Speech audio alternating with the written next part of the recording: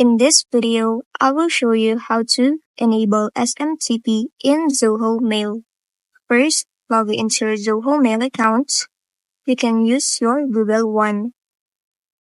Now, once inside the dashboard, go to the right menu and then click on Settings.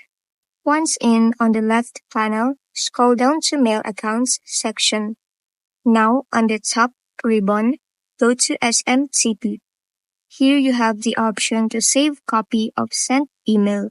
Just click on it to enable SMTP and click on Save.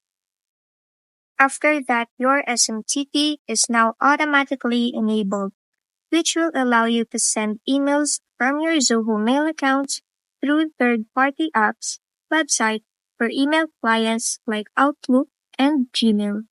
And that's it. Thanks for watching. If this video helped you, don't forget to like, subscribe, and hit the bell icon for more tutorials.